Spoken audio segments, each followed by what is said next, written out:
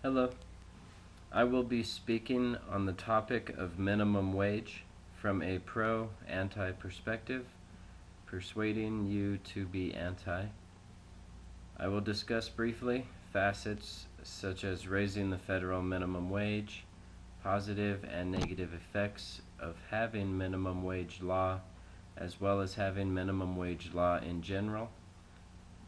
There are many proponents on both sides of minimum wage issues in America. I think the federal minimum wage for the United States should not be raised, but instead, prices on items should be lowered. Those in favor of minimum wage law believe it will decrease unemployment, increase the standard of living for the poor, and encourage employees to work harder. While researching for this paper, I came across a few books and experimental trials that were also referenced in most of the articles and websites I visited. There are experiments, including surveys, that provide evidence for those against and also evidence for those in favor for minimum wage law. One study conducted by two gentlemen named David Card and Alan Kruger focused on the difference in employee hiring rates at a few fast food joints in New Jersey and Pennsylvania after New Jersey raised their minimum wage while Pennsylvania's minimum wage remained the same. Opponents to instituting minimum wage laws would predict that the results of the Carl and Kruger, or the Carl Kruger project, would reveal that they were correct. Opponents would assume that because the restaurants would have more cost because they're paying their employees more, then most businesses would end up actually eliminating the lower quote-unquote unnecessary positions from the company, thereby increasing the unemployment rate. Proponents were actually correct, and the businesses in New Jersey started hiring more and more employees. In my opinion, it is so easy to understand why minimum wage law would increase employee hiring.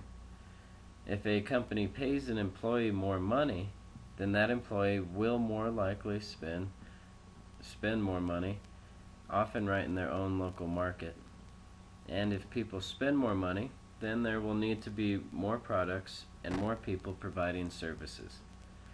Since there are more products and more people providing services that are now needed, then that obviously means that there will need to be more positions created within companies, and that, my friends, is how people start getting hired more frequently. But those against minimum wage law believe it would actually play a very large part in causing inflation and unemployment, and that it would cost too much money to fill some of the positions, thus eliminating the whole lower paying jobs, and of course helping to cause the inflation. Raising the minimum wage will, as in the past, simply motivate businesses to raise their prices, thinking that people have more money. Minimum wage is a way for the rich to pay the poor very little and to get away with it legally. The same is for the business world. The trend today seems to be for businesses to hire employees to work under 40 hours per week and at a status of at-will employee. This keeps the business from having to pay as much in wages and benefits. I have had many minimum wage jobs, and it can be difficult if you have lots of bills to pay each month. With the current way the system operates, raising the minimum wage often goes hand in hand with inflation. The end of 2011 was the worst in 40 years for minimum wage earners, according to Bloomberg News. Most entry-level positions are paid at the minimum wage level. An employer may not give a raise to a bad employee in order to get them to quit on their own, rather than having to fire them and get sued. With high unemployment, sole family supporters are taking multiple minimum wage part-time jobs, thus not leaving these jobs for the younger kids. The unemployment rate is currently especially high for black teenagers. Some opponents offer up that freedom is what is at stake as well. You would be surprised to hear that it's the employee whom they suggest would lose out on a freedom, the freedom to work for a wage which they are comfortable with being paid. I was told by a friend recently that they heard a story from someone who was born while living during the Depression era, and he told her that to get a job and to make money, he would go shop to shop and he would ask them for the ability to work for them for free. Once they saw his work ethic and what a great job he'd do, then they couldn't help but hire him. If that were to happen today, well, let's just say that couldn't happen today.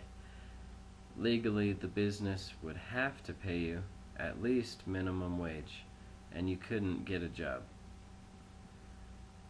When teenagers can't get jobs, they tend to get in trouble.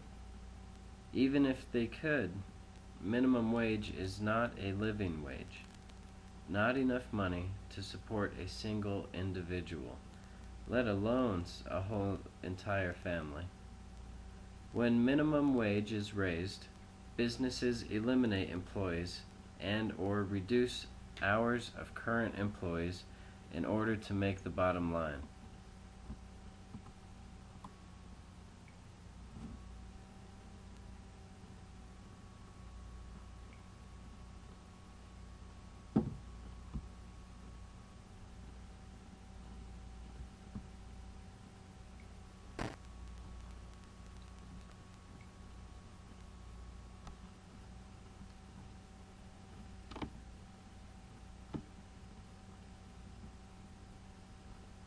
Sorry. Lost my speech. Give me 1 sec. Okay. When minimum wage is raised, businesses eliminate employees and or reduce hours of current employees in order to make the bottom line.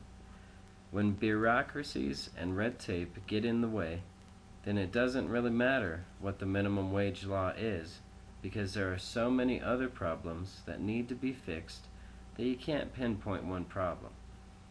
My conclusion, then, is that it is very easy to understand, but as with most things in this world, the ability for businesses to operate freely and very sparsely taxed is what is very important in keeping the spirit of America flowing. Therefore, I am anti-raising the minimum wage, because I feel that there are other issues that need to be addressed as well, because it's not just one problem and not one fix-all. Thank you.